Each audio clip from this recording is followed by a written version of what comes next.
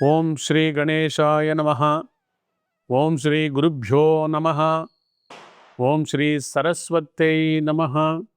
ಓಂ ಶ್ರೀ ಮಾತೃದೇವೋ ಭವ. ತತ್ವಮಸಿ ಚಾನಲ್ ಪ್ರೇಕ್ಷಕರಿಗೆ ನಿಮ್ಮ ವೆಂಕಟರಾಘವನ್ ಮಾಡ್ತಕ್ಕಂಥ ನಮಸ್ಕಾರಗಳು. ಪ್ರೇಕ್ಷಕರೇ, ಇದು ತತ್ವಮಸಿ ಚಾನಲ್ ಮಾಸ ಭವಿಷ್ಯ ಉಡುಪಿ ನ್ಯೂಮರಾಲಜಿ ಅಂಡ್ ಆಸ್ಟ್ರಾಲಜಿ ವತಿಯಿಂದ ಪ್ರತಿ ತಿಂಗಳು ಮೂಡು ಬರ್ತಾ ಇರತಕ್ಕಂಥ ಈ ಮಾಸ ಭವಿಷ್ಯವನ್ನು ಈ ವರ್ಷದ ಕೊನೆಯ ಎಪಿಸೋಡನ್ನು ನಾವು ಮಾಡ್ತಾ ಇದ್ದೀವಿ. ಇದು ಡಿಸೆಂಬರ್ ಎಪಿಸೋಡ್. ಇದು ಗೋಚಾರ ಫಲ. ಗೋಚಾರ ಫಲ ಅಂದರೆ ಯಾರಿಗೂ ಭವಿಷ್ಯವನ್ನು ಹೇಳ್ತಾ ಇಲ್ಲ. ಗ್ರಹಗಳ ಮೊಮೆಂಟ್ ಮೇಲೆ, ಯಾವ್ಯಾವ ರಾಶಿಗಳಲ್ಲಿ ಗ್ರಹಗಳ ಚಲನೆ ಇದೆ ಅಂತಕ್ಕಂಥ ಆಧಾರದ ಮೇಲೆ ಯಾವ ರಾಶಿ ಮೇಲೆ ಯಾವ ಥರದ ಪ್ರಭಾವ ಬೀರಬಹುದು ಅಂತಕ್ಕಂಥ ಒಂದು ವಿಚಾರವನ್ನು ಹೇಳ್ತಾ ಇದ್ದೀವಿ. ಈಗ ಕ್ವಿಕ್ಕಾಗಿ ಗ್ರಹಗಳು ಯಾವ್ಯಾವ ರಾಶಿಯಲ್ಲಿ ಎಲ್ಲಿದ್ದಾವೆ ಅಂತ ನೋಡ್ಕೊಂಡೋಣ ಬನ್ನಿ. ಮೊದಲನೇದಾಗಿ ಶನಿ ಭಗವಾನರು ಮೀನರಾಶಿಯಲ್ಲಿದ್ದಾರೆ. ನೆಕ್ಸ್ಟ್ ಗುರು ಭಗವಾನರು ಕರ್ಕಾಟಕ ರಾಶಿಯಿಂದ ಮಿಥುನ್ ರಾಶಿಗೆ ಡಿಸೆಂಬರ್ 5ನೇ ತಾರೀಕು ವಕ್ರವಾಗಿ ವಾಪಸ್ ಬಂದಿದ್ದಾರೆ. ಕೇತು ಭಗವಾನರು ಸಿಂಹರಾಶಿಯಲ್ಲಿದ್ದರೆ, ಶುಕ್ರ ಭಗವಾನರು ಮತ್ತು ಬುಧ ಭಗವಾನರು ಇಬ್ಬರೂ ವೃಶ್ಚಿಕ ರಾಶಿಯಲ್ಲಿದ್ದಾರೆ. ಧನುಸು ರಾಶಿಯಲ್ಲಿ ಸೂರ್ಯ ಭಗವಾನರು, ಕುಜ ಭಗವಾನರು ಇದ್ದಾರೆ.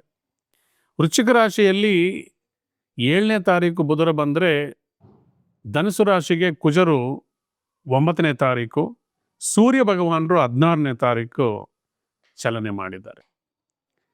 ನೆಕ್ಸ್ಟ್ ಯಥಾಸ್ಥಿತಿ ರಾಹು ದೇವರು ಕುಂಭರಾಶಿಯಲ್ಲಿ ಮೂಲ ತ್ರಿಕೋನದಲ್ಲಿ ಸಂತುಷ್ಟರಾಗಿದ್ದರೆ, ಶನಿ ಭಗವಾನರು ಮೀನರಾಶಿಯಲ್ಲಿ ಉತ್ತರಾಭಾದ್ರ ನಕ್ಷತ್ರದಲ್ಲಿ ಶನಿ ಭಗವಾನರ ನಕ್ಷತ್ರದಲ್ಲಿದ್ದಾರೆ. ಗುರು ಮಾತ್ರ ಸ್ವಂತ ನಕ್ಷತ್ರವಾಗಿರ್ತಕ್ಕಂಥ ಪುನರ್ವಸು ನಕ್ಷತ್ರದಲ್ಲಿದ್ದಾರೆ. ಮುಂದಿನ ರಾಶಿ ಡಿಸೆಂಬರ್ ತಿಂಗಳ ಭವಿಷ್ಯಕ್ಕಾಗಿ ಕರ್ಕಾಟಕ ರಾಶಿ. ಪೂರ್ವಜನ್ಮದ ಪುಣ್ಯಸ್ಥಾನದಲ್ಲಿ ಶುಕ್ರ ಭಗವಾನರು ಮತ್ತು ಬುಧ ಭಗವಾನರಿದ್ದಾರೆ. ಕರ್ಕಾಟಕ ರಾಶಿ ಒಂದು ಜಲರಾಶಿ. ಜಲರಾಶಿಗೆ ಮತ್ತೊಂದು ಮೂಲ ತ್ರಿಕೋಣ ಜಲರಾಶಿ ಬಂದು ವೃಶ್ಚಿಕ ರಾಶಿ. ಮತ್ತೊಂದು ಮೂಲ ತ್ರಿಕೋಣ ಬಂದು ಮೀನರಾಶಿ. ಮೀನ, ಕರ್ಕ ಮತ್ತು ವೃಶ್ಚಿಕ ಇವು ತ್ರಿಕೋಣ ಜಲರಾಶಿಗಳು. ಇಲ್ಲಿ ಶುಕ್ರ ಭಗವಾನರಿದ್ದಾರೆ. ಒಂದು ಜಲಗ್ರಹ ಒಂದು ಜಲರಾಶಿಗೆ ಲಾಭಾಧಿಪತಿಯಾಗಿ, ಚತುರ್ಥಾಧಿಪತಿಯಾಗಿ, ಸುಖದ ಭಾವಾಧಿಪತಿಯಾಗಿ ಅಲ್ಲಿರೋದು ನಿಮಗೆ ಜಯ ಕೊಡುತ್ತೆ. ಸಂತಾನ ರಾಶಿಯಲ್ಲಿ ಶುಕ್ರ ಭಗವಾನರಿರೋದ್ರಿಂದ ಗಂಡ ಹೆಂಡತಿಯಲ್ಲಿ ಅನ್ಯೋನ್ಯತೆ ಕೂಡ ಚೆನ್ನಾಗಿರುತ್ತೆ. ಸಂತಾನಕ್ಕಾಗಿ ಪ್ರಯತ್ನ ಮಾಡ್ಬೋದು.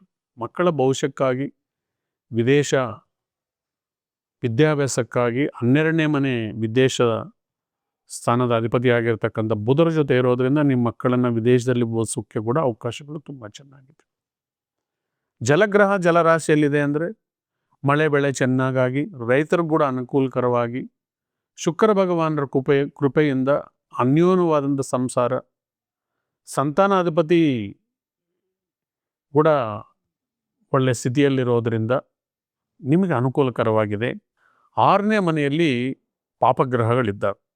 2 ಅಗ್ನಿತತ್ವದ ಗ್ರಹಗಳು ಅಗ್ನಿ ರಾಶಿಯಲ್ಲಿ ಮೈನಸ್ ಇಂಟು ಮೈನಸ್ ಪ್ಲಸ್. ಇಲ್ಲಿ 6ನೇ ಮನೆಯಲ್ಲಿದೆ ಅಂದರೆ ಶತ್ರು ಜಯ, ಕೋರ್ಟಲ್ಲಿ ಜಯ, ವಾದ ವಿವಾದದಲ್ಲಿ ಜಯ, ಕೋರ್ಟು ಕಚೇರಿಗಳು, ಅಡ್ವೊಕೇಟ್ಸು ಇಂಥವ್ರಿಗೆಲ್ಲ ಜಯ. 6ನೇ ಮನೆಯಲ್ಲಿ ಗ್ರಹ ಇದ್ದರೆ ಉದ್ಯೋಗ ಭಾಗ್ಯ ಕೂಡ ಸಿಕ್ಕತ್ತೆ. 6ನೇ ಮನೆಯೇ ಜೀವನೋಪಾಯ, ಅನ್ನಪೂರ್ಣೇಶ್ವರಿ ಸ್ಥಾನ. ಒಬ್ಬ ಮನುಷ್ಯನಿಗೆ ಅನ್ನ ನೀರು ಪಾನೀಯಗಳನ್ನು ಸಂಪಾದನೆ ಮಾಡಿಕೊಳ್ಳೋದಕ್ಕೆ, ಸಶಕ್ತವಾಗಿ ದುಡಿಯೋದಕ್ಕೆ ಅವಕಾಶ ಕೊಡ್ತಕ್ಕಂಥ ರಾಶಿ. 2 ಗ್ರಹಗಳು ಚೆನ್ನಾಗಿದೆ. ಪೊಲಿಟಿಕಲ್ ಆಗಿ ಕೂಡ ತುಂಬ ಇನ್ಫ್ಲೂಯೆನ್ಸ್ ಕೊಡ್ತಕ್ಕಂಥದ್ದು. ಧನಾಧಿಪತಿಯಾಗಿ 6ನೇ ಮನೆಯಲ್ಲಿ ಸೂರ್ಯ ಇರೋದರಿಂದ ರಾಜಕೀಯದಲ್ಲಿರೋರಿಗೆ ಲಾಭ, ಸರ್ಕಾರ ಸೇವೆ ಮಾಡೋರು ಕೂಡ ಬಡ್ತಿ, ಪ್ರಮೋಷನ್ನು. ಈ ಪಾಪಗ್ರಹಗಳ ಒಂದು ವಿಚಾರ ಏನಂದರೆ, ನೀವು ಶ್ರಮೆ ಪಟ್ಟಿದ್ರೇನೆ ಸುಖ ಕೊಡ್ತಾರೆ. ಸುಲಭವಾಗಿ ಕೊಟ್ಬಿಡಲ್ಲ, ಕೊಟ್ಟರು ಕಿತ್ಕೊಂಡ್ಬಿಡ್ತಾರೆ. ಹುಷಾರಾಗಿರ್ಬೇಕು. ಅದರಿಂದ ಸತ್ಯ ಧರ್ಮದಿಂದ ದುಡಿದಿರ್ತಕ್ಕಂಥದ್ದು ನಿಮ್ಗೆ ಉಳಿಯತ್ತೆ. ನ್ಯಾಯಯುತವಾಗಿ ದುಡಿಯೋದು. ಯಾಕಂದರೆ ಧನುಸು ರಾಶಿ ಬಂದು ನ್ಯಾಯಸ್ಥಾನ, ಧರ್ಮಸ್ಥಾನ. ಧರ್ಮ ಮಾರ್ಗದಲ್ಲಿ ದುಡಿದ್ರೆ ನಿಮಗೆ ದುಡ್ಡು ಕಾಸು ಸೇವ್ ಆಗತ್ತೆ, ಬೆಳವಣಿಗೆ ಆಗುತ್ತೆ.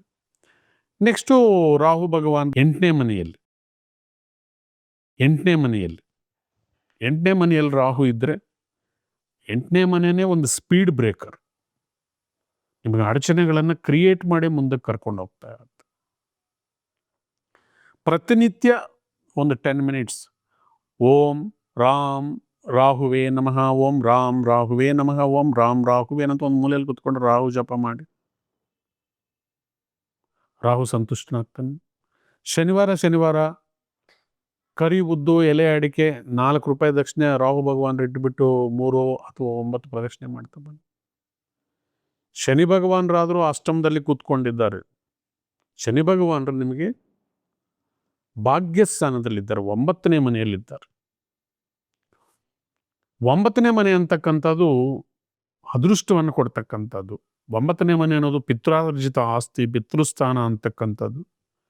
ಇಲ್ಲಿ ಪಿತ್ರಾರ್ಜಿತ ಆಸ್ತಿಗೆ ಏನಾದರೂ ಮೋಸ ಆಗ್ತಕ್ಕಂಥದ್ದು, ಪಿತ್ರಾರ್ಜಿತ ಆಸ್ತಿ ವಿಚಾರವಾಗಿ ಎಡರು ತೊಡರುಗಳು, ನ್ಯಾಯ ಪಂಚಾಯಿತಿ, ಯಾವಾಗಲೂ ನಡೆದಿರೋ ಘಟನೆಗಳು ಮತ್ತೆ ತಗೊಂಡು ಬಂದು ಅದನ್ನು ನ್ಯಾಯ ಪಂಚಾಯಿತಿ ಮಾಡಿ ಆಸ್ತಿ ವಿಭಾಗ ಮಾಡತಕ್ಕಂಥ ಸಂದರ್ಭಗಳು, ಆಸ್ತಿಯಲ್ಲಿ ಮೋಸ ಆಗ್ತಕ್ಕಂಥದ್ದು, ಈ ಥರ ಚಾನ್ಸಸ್ ತುಂಬ ಜಾಸ್ತಿ ಇರುತ್ತೆ.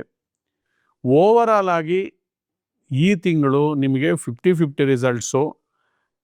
ನಿಮ್ಮ ಗೊಂದಲ, ದ್ವಂದ್ವತ್ವ, ಎರಡೆರಡು ಆಲೋಚನೆ, ಡಿಮೋಟಿವೇಶನ್, ನೆಗೆಟಿವ್ ಥಿಂಕಿಂಗ್ ಪಕ್ಕಕ್ಕೆ ಇಟ್ಟುಬಿಟ್ಟು ಪಾಸಿಟಿವ್ ಆಗಿ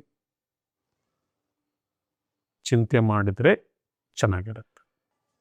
ಈಗ ಈ ಕಾರ್ಯಕ್ರಮ ಮುಕ್ತಾಯ ಮಾಡೋಕ್ಕೆ ಮೊದಲು ನಾವು ಕೆಲವು ಟಿಪ್ಸನ್ನು ತಿಳ್ಕೊಂಡು ಯಥಾಸ್ಥಿತಿಯಾಗಿ ಪ್ರತಿ ಎಪಿಸೋಡ್ನಂತೆ ಈ ಕಾರ್ಯಕ್ರಮವನ್ನು ಮುಕ್ತಾಯ ಮಾಡ್ತೀವಿ.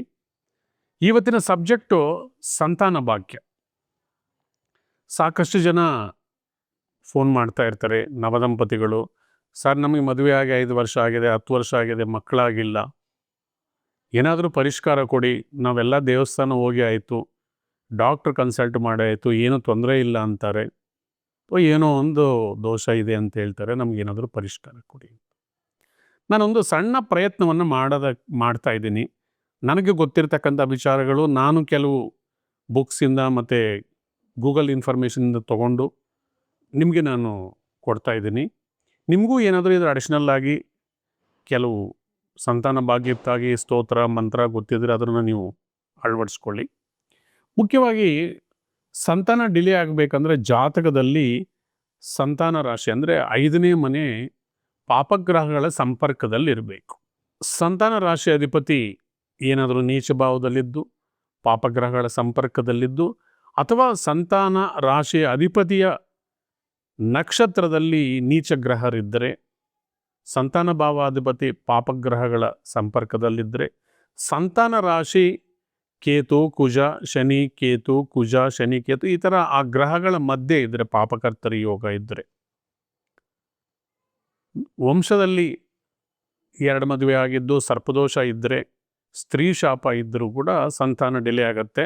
ಒಂದು ವೇಳೆ ನಿಮ್ಮ ಮದುವೆ 5ನೇ ತಾರೀಕು 7ನೇ ತಾರೀಕು 4 8ನೇ ಸಂಖ್ಯೆಗಳಲ್ಲಿ ಆಗಿದ್ದರೂ ಕೂಡ ಸಂತಾನ ಡಿಲೇ ಆಗೋದಕ್ಕೆ ಚಾನ್ಸಸ್ ಇರುತ್ತೆ. ಹಾಗಾದರೆ ಇದಕ್ಕೆ ಏನು ಪರಿಷ್ಕಾರಗಳು ಮಾಡಬೇಕು? ವೈಜ್ಞಾನಿಕವಾಗಿ ನಾವು ಯಾವ ಥರ ಒಂದು ಮೆಜರ್ಮೆಂಟ್ಸ್ನ ತಗೊಳ್ತಕ್ಕಂಥ ಒಂದು ಪ್ರಯತ್ನವನ್ನು ನಾನು ಹೇಳ್ತಾ ಇದ್ದೀನಿ. ಮುಖ್ಯವಾಗಿ ಸಂತಾನ ಆಗಲಿಕ್ಕೆ ನಾನು ಕೆಲವು ಟಿಪ್ಸನ್ನು ಹೇಳ್ತೇನೆ. 5, 14, 23 ಈ ತಾರೀಖುಗಳಲ್ಲಿ ಪ್ರಯತ್ನ ಮಾಡಿ. ಅದೇ ರೀತಿ ಆರಿದ್ರ ನಕ್ಷತ್ರ, ಮೃಗಶಿರ ನಕ್ಷತ್ರ, ಪುನರ್ವಸು ನಕ್ಷತ್ರ, ಬುಧವಾರ, ಮಿಥುನ ಲಗ್ನ.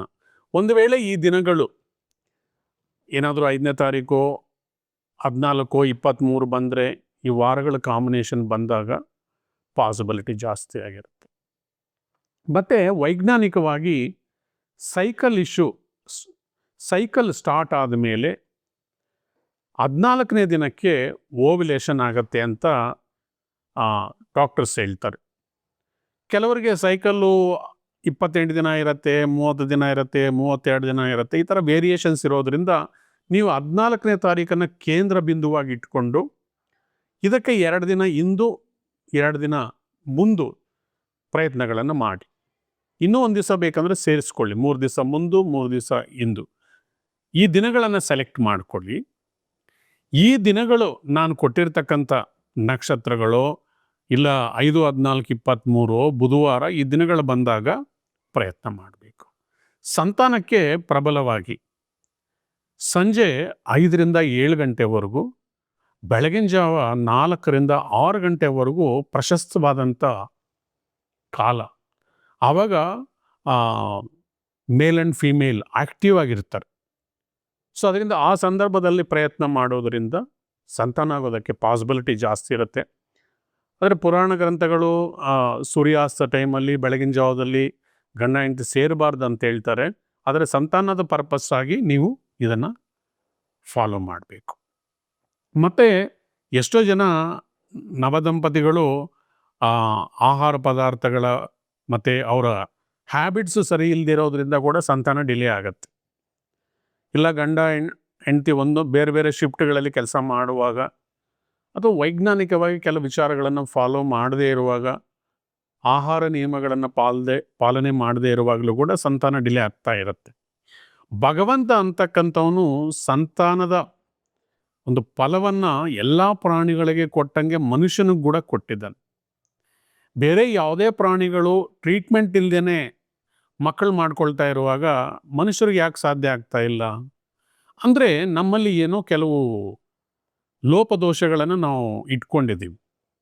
ಆಹಾರ ನಿಯಮಗಳು ಸರಿಯಾಗಿಲ್ಲದೆ ಇರೋದು, ದೇಹಕ್ಕೆ ಸರಿಯಾಗಿರ್ತಕ್ಕಂಥ ವಿಶ್ರಾಂತಿ ಇಲ್ಲದೆ ಇರೋದು, ವ್ಯಾಯಾಮ, ಈ ರೀತಿಯಾಗಿ ಬೇರೆ ಬೇರೆ ರೀತಿಯಾಗಿರ್ತಕ್ಕಂಥ ನಾವು ಕೆಲವು ವಿಚಾರಗಳನ್ನು ಮರ್ತೋಗಿದ್ದೀವಿ.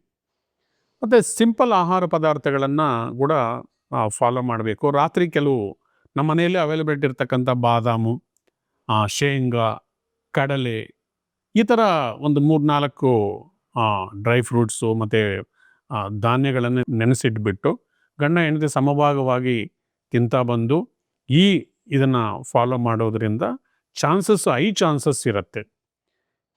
ಮತ್ತು ಸಂತಾನ ವೇಣುಗೋಪಾಲ ಸ್ವಾಮಿ ಟೆಂಪಲ್ ಅಂತ ಒಂದಿದೆ ಮೈಸೂರು ಹತ್ರ. ನಂಜನಗೂಡಿದೆ. ನಂಜನಗೂಡು ಹತ್ರದಲ್ಲಿ ಸಂತಾನ ವೇಣುಗೋಪಾಲ ಸ್ವಾಮಿ ಎಮ್ಮರಗಾಲ ಅಂತಕ್ಕಂಥ ವಿಲೇಜಲ್ಲಿ ಸ್ವಾಮಿ ಕಾಲಲ್ಲಿ ಸಂತಾನದ ಚಕ್ರ ಇದೆ. ದಂಪತಿಗಳು ಅಲ್ಲಿ ಹೋಗಿ ಸ್ವಾಮಿ ದರ್ಶನ ಮಾಡಿಕೊಂಡು ಸಂತಾನ ವೇಣುಗೋಪಾಲ ಸ್ವಾಮಿ ಮಂತ್ರವನ್ನು ಒಂದು 10 ನಿಮಿಷ ಅಥವಾ 108, 1008 ಜಪ ಮಾಡಿ ಬಂದರೆ ಸಂತಾನದ ಭಾಗ್ಯಕ್ಕೆ ಚಾನ್ಸಸ್ಸು ಜಾಸ್ತಿ ಇರುತ್ತೆ. ಈ ಮಂತ್ರ ಈ ಥರ ಇರುತ್ತೆ: ಓಂ ಕೃಂ ಕೃಷ್ಣಾಯ ಬ್ರಾಹ್ಮಣ್ಯ ದೇವಾಯ ನಮಃ. ಓಂ ಕೃಂ ಕೃಷ್ಣಾಯ ಬ್ರಹ್ಮಣ್ಯ ದೇವಾಯ ನಮಃ. ದಿನಕ್ಕೆ 10 ನಿಮಿಷ ಗಂಡ ಹೆಂಡತಿ ಓದ್ಕೋಬೇಕು. ಆದರೆ ಸೈಕಲ್ ಸ್ಟಾರ್ಟ್ ಆದಮೇಲೆ ಒಂದು 4-5 ದಿವಸ ಗಂಡ ಹೆಂಡತಿ ಇಬ್ಬರು ಓದ್ಕೊಳ್ದೇ ಇರ್ತಕ್ಕಂಥದ್ದು ಒಳ್ಳೆಯದು. ಭಗವಂತನ ಮೇಲೆ ಭಾರ ಹಾಕಿ ಕೆಲವು ಪ್ರಯತ್ನಗಳನ್ನು ಮಾಡಿ, ಇನ್ನೂ ಕೆಲವು ವಿಚಾರಗಳು ನಾವು ಪಬ್ಲಿಕ್ಕಿಗೆ ಹೇಳೋಕ್ಕಾಗದೇ ಇರತಕ್ಕಂಥದ್ದು ಸಂದರ್ಶನ ವೇಳೆಯಲ್ಲಿ ನಾವು ಕೆಲವು ಟಿಪ್ಸನ್ನು ಹೇಳ್ತಾ ಇರ್ತೀವಿ. ಇದನ್ನೆಲ್ಲ ಫಾಲೋ ಮಾಡೋದ್ರಿಂದ ಸಂತಾನ ಭಾಗ್ಯಕ್ಕೆ ಸಾಕಷ್ಟು ಅವಕಾಶಗಳಿರುತ್ತೆ. ನೈಸರ್ಗಿಕವಾಗಿ ನಾವು ಒಂದು ನಿಯಮಿತವಾಗಿ ಪ್ರಯತ್ನ ಮಾಡೋದರಿಂದ ಈ 14ಕ್ಕೆ 3 ದಿನ ಆ ಕಡೆ ಈ ಕಡೆ 12, 13, 14, 15, 16, 17 ಪ್ರಬಲವಾಗಿ ಈ ದಿನಗಳಲ್ಲಿ ಪ್ರಯತ್ನ ಮಾಡೋದರಿಂದ ನಾನು ಹೇಳಿರ್ತಕ್ಕಂಥ ಈವ್ನಿಂಗ್ ಟೈಮು ಮತ್ತು ಬೆಳಗಿನ ಜಾವ ಈ 2 ಟೈಮಲ್ಲಿ ಎಕ್ಸ್ಪೆಷಲಿ ಈ ತಾರೀಖುಗಳು, ಈ ನಕ್ಷತ್ರಗಳು ಕಾಂಬಿನೇಷನ್ ಬಂದಾಗ ಚಾನ್ಸಸ್ಸು ತುಂಬ ಇರುತ್ತೆ. ಸಾಕಷ್ಟು ಜನಕ್ಕೆ ಇದು ನಾವು ಪ್ರಯೋಗವನ್ನು ಮಾಡಿದ್ದೀವಿ. ನಿಮಗೂ ಕೂಡ ಈ ಪ್ರಯೋಗ ನೀವು ಮಾಡಿ ನಿಮ್ಗೆ ಸಕ್ಸಸ್ ಆಗಿದರೆ ನಮಗೆ ತುಂಬ ಮಹದಾನ ಆಗತ್ತೆ. ಎಲ್ಲವೂ ಭಗವಂತನ ಕೃಪೆ. ಸೃಷ್ಟಿಯಲ್ಲಿ ಭಗವಂತನ ಧರ್ಮ ಅನ್ನೋದು ಎಲ್ಲ ಪ್ರಾಣಿಗಳ ಪರವಾಗಿ ಸಮಾನವಾಗಿದೆ. ನಮ್ಮ ಎದುರುಗಡೆ ಇರ್ತಕ್ಕಂಥ ಪ್ರಾಣಿ ಪಕ್ಷಿಗಳಿಗೆ ಸಹಜವಾಗಿ ಮಕ್ಕಳಾಗುವಾಗ ಮನುಷ್ಯರಿಗೂ ಕೂಡ ಆಗತ್ತೆ. ಆದರೆ ನಾವು ನಿಯಮಿತವಾದಂಥ ವ್ಯಾಯಾಮ, ಆಹಾರ ನಿಯಮಗಳು ಇದನ್ನೆಲ್ಲ ಪಾಲನೆ ಮಾಡಿದರೆ ಶ್ರೀಕೃಷ್ಣನ ಕೃಪೆಯಿಂದ ಎಲ್ಲರಿಗೂ ಸಂತಾನ ಭಾಗ್ಯ ಸಿಕ್ಕು ಸುಖ ಸಂತೋಷದಿಂದ ಸಂಸಾರವನ್ನು ಮಾಡ್ತೀರಿ ಅಂತ ಹೇಳಿದ ಕಾರ್ಯಕ್ರಮವನ್ನು ನಾನು ಮುಕ್ತಾಯ ಮಾಡ್ತಾ ಇದ್ದೀನಿ. ಧನ್ಯವಾದಗಳು. Thank you very much.